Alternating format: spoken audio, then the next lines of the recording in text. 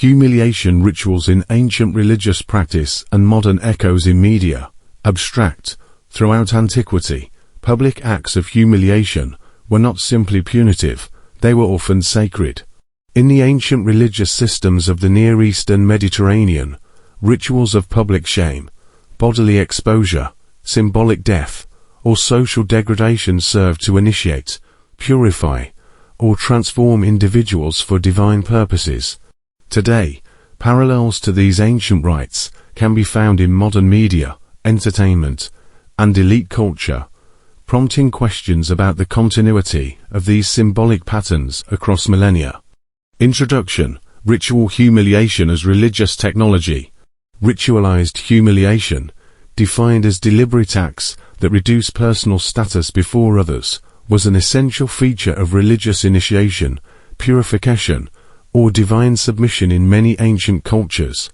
The logic behind such practices was that ego, pride, or impurity created barriers to the divine. To approach the gods, one first had to be broken.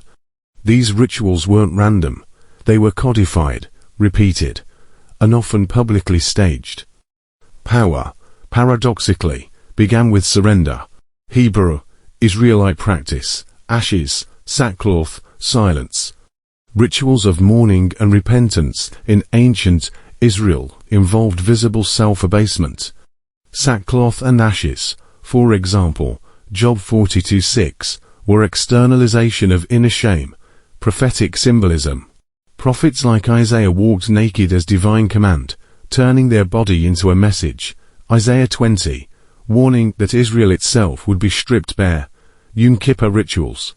The scapegoat, symbolically loaded with communal sin, was cast into the wilderness, a form of ritualized exile and humiliation by proxy. Egyptian practice. Priestly humility. Egyptian priests shaved their entire bodies, avoided certain foods, and lived in strict isolation before rituals, symbolically erasing worldly identity. Funerary judgment. The weighing of the heart against the feather of mat forced souls to confront their moral impurity, a metaphysical shaming before the gods, 𝗧𝗿𝗱𝗶𝗁𝗱𝗆 paradox. While a pharaoh was celebrated during his 𝗧𝗍𝗱𝗀 festival, he was also subjected to ritual tests implying that he could be symbolically unworthy.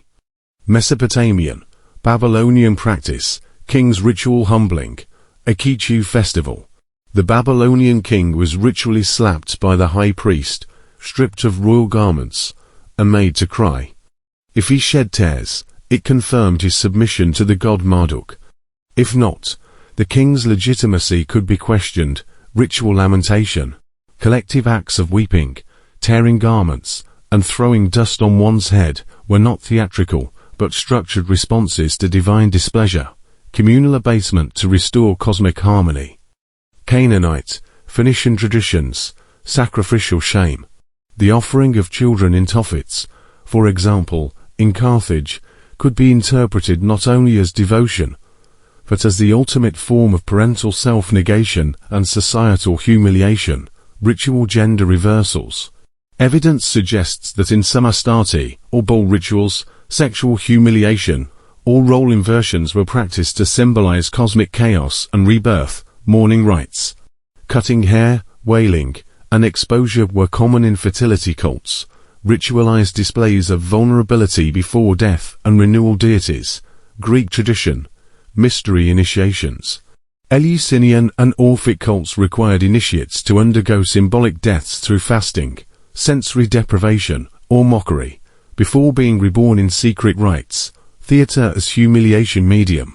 Tragedies often portrayed the downfall of proud figures, hubris, dramatizing humiliation as both moral lesson and ritual purification for the audience. Ostracism and shaming.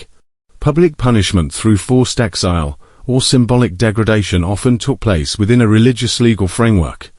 Modern echoes. Humiliation as ritual in media and power structures.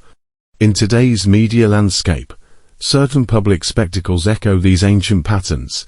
Celebrities or public figures often undergo ritualized humiliation, scandals, public breakdowns, or forced apologies, before they are reborn into new roles or re-accepted by the public. Some researchers suggest these are not organic events, but engineered rites of passage, orchestrated by hidden systems of power, much like the priesthoods of old. Examples include viral meltdowns or cancellation, serving as symbolic ego death, forced public apologies, echoing confession before divine or communal judgment, sexualization or degradation in pop culture, often interpreted by researchers as controlled humiliation of performers to mark transitions in status or loyalty, initiatory hazing in Hollywood or music industry, hidden rituals that mimic ancient forms of symbolic death and rebirth. These patterns suggest an ongoing fascination with destruction as transformation, reinforcing the idea that humiliation precedes elevation, whether in a temple or on a stage. Conclusion: the sacred technology of shame. Humiliation rituals across the ancient Near East and Mediterranean were sophisticated tools, embedded into the spiritual DNA of civilizations. Whether used to strip away ego, restore divine order, or enforce control, these acts were part of a cosmic formula. Modern parallels in media and elite culture may not be mere coincidence. They may represent echoes, or even continuations, of these ancient sacred technologies.